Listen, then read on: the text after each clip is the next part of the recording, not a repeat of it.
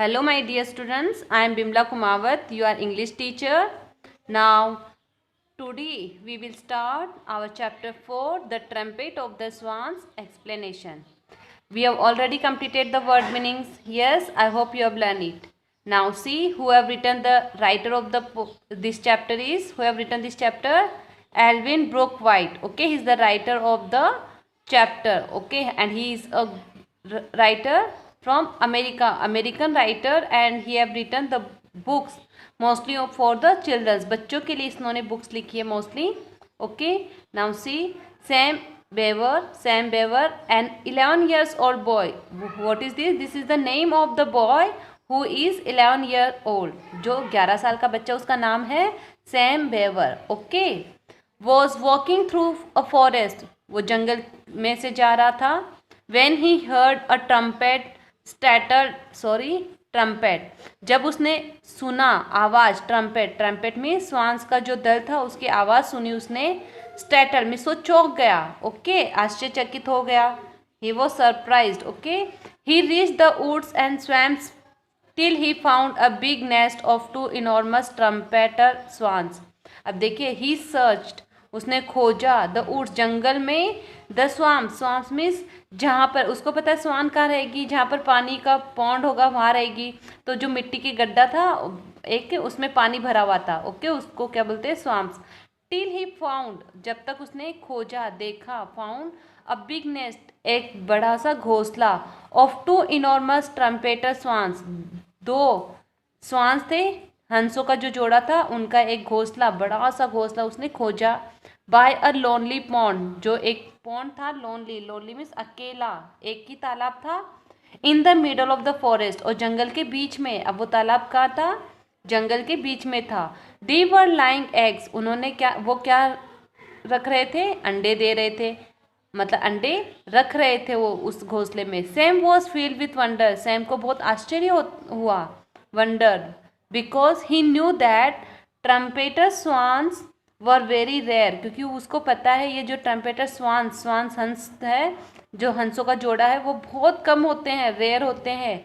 He return to the same spot a week later. अब वो देखिए, अ वीक लेटर मीन्स एक सप्ताह बाद फिर से वो वहीं पे लौटा जहाँ पर कौन रहता था?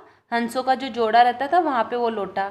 To watch a birds again, उन पक्षियों को दोबारा देखने के लिए वो वहीं पे वो लौटा. But the swan could also sense that an outsider was nearby, लेकिन हंसों को पता चल गया कि कोई बाहरी व्यक्ति भी यहाँ पर है. ओके, अगर कोई इंसान आता तो वो खुशबू से ही जान लेते कि यहाँ पे कोई आया है. The swan had a strange feeling of being watched, उनको एक फीलिंग होती है, एहसास होता है, उनको पता चल जाता है, वो देख लेते कि हाँ आसपास में कोई है, और भी आवाज़ से या खुशबू से. Okay, she twisted and peered uneasily, उसने अपने आप को मोड़ा. ट्विस्टेड मीन्स यूँ मुड़ के देखा इधर उधर, और उसने अनइजीली मतलब अनकंफर्टेबल फील किया. Okay, and gazed instantly, gazed means गौर से देखना, घूर कर देखना. Intently at the point of the land jutted out into the pond near the nest. अब देखिए उसने कहाँ देखा? ही गेस्ट मतलब कि अचानक से वो देखता है, घूर के देखता है. Eight the point of land means जमीन जहाँ पर है. ओके, वो तालाब में था और वो तालाब में से उस जमीन पे देखता है. Jutted out, what do you mean by jutted out? I have given the word extended out of a surface, मतलब कि सरफेस जमीन मतलब बाहर निकली हुई है, मतलब कि जमीन के ऊपर पानी है, पानी से बाहर उभर कर आ रहा है. Okay, into the pond means तालाब में. Okay, near the nest means घोंसले के पास. Searching for an intruder, searching means खोज में, किसकी खोज में है? Intruder, a person who has come in where he does not belong and should not go to, कि ऐसी जगह पे इंसान नहीं आते, वहाँ पर एक इंसान आया है. कहाँ पे? जंगल में यहाँ पे इंसान नहीं आते. इंट्रूडर मीन्स कोई और ही व्यक्ति यहाँ पर आना. Okay, what she finally so surprised her, और आखिर में उसने जब देखा वो आश्चर्यचकित हो गया कि यहाँ पे कोई अजनबी आया है, लेकिन वो है कौन? There was a small boy, उसने देखा एक छोटा सा बच्चा है. Sitting on a log means एक लकड़ी के गट्ठे पे, लकड़ी होती है ना, उसके ऊपर बैठा हुआ है, पेड़ की पेड़ी पे. ही वॉज वेरी क्वाइट, वो बहुत शांत है। And he had no gun, उसके पास बंदूक भी नहीं है, क्योंकि इंसान जंगल में जाते हैं, अधिकतर शिकारी जाते हैं बंदूक साथ लेके जाते हैं, यस। लेकिन वो एक बच्चा है और उस बच्चे के पास में गन भी नहीं है, बंदूक भी नहीं है। There was sorry there is a boy on the log, the swan whisper to the cob. अब देखिए स्वान मीन्स हंस ने उसे देखा, whisper to the cob, cob means बेटा, this cob means he swan. Swan यहाँ पे शी स्वान है, मतलब कि मादा है, और यहाँ पे कॉब है, ये नर है, ओके, आदमी है। Understood now. कौन कहता है? स्वान कहती है किससे? कॉब से, मतलब कि नर्स हंस से कहती है कि यहाँ पर एक लॉग पे कौन बैठा है? लड़का बैठा हुआ है। द कॉब वॉज फ्यूरियस, अब कॉब को गुस्सा आ गया, फ्यूरियस मीन्स वो एकदम क्रोधित हो गया। How did he get here in the heart of the forest, in the heart of the forest में जंगल के बीच में, मतलब कि ये कैसे, how did he get here, here means यहाँ पर, H A R here means यहाँ पर ये कैसे आया? In the heart, heart means दिल में, लेकिन बेटे यहाँ पे heart of the forest, forest means जंगल के बीच में, okay. Boys can't fly, boys means लड़के उड़कर नहीं आ सकते। And there are no roads in the jungle, जंगल पे कोई रोड भी नहीं है। ही शाउटेड, वो चिल्लाता है। May be he is lost, may be शायद वो खो गया है। सेड द स्वान, स्वान कहती है क्वाइटली, चुपचाप। Anyway he is just observing us, चलो जो भी हो, लेकिन वो सिर्फ हमें क्या कर रहा है? ऑब्जर्विंग मीन्स गौर से देख ही रहा है, हमारी तरफ ध्यान रख रखा उसने।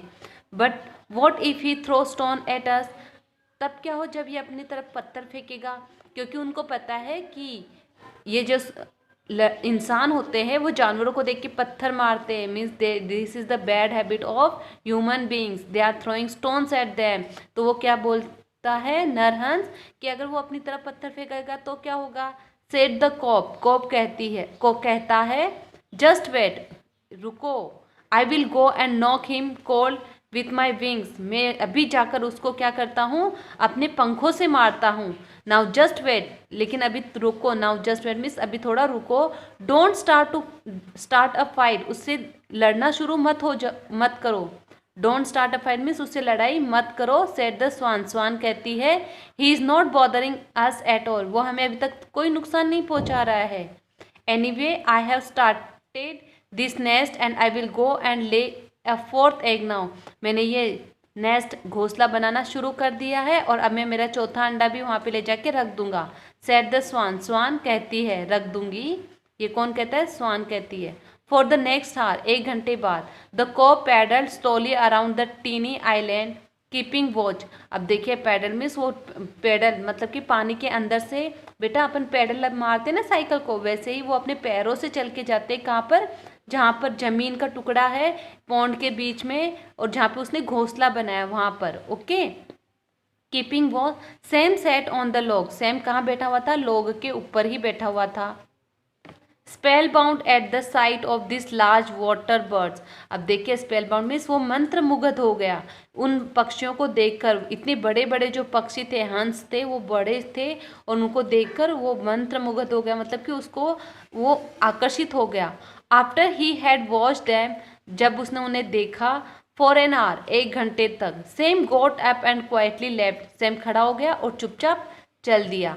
The birds watched him go, पक्षियों ने देखा वो उसको जाते हुए। साइगिंग विथ अ रिलीफ, अब चैन की सांस लेते हुए। The swan left the nest, swan भी घोंसले में से हटी। And turn to look back, और पीछे देखने के लिए। There lying safely are the soft feathers, वहाँ पर क्या थे?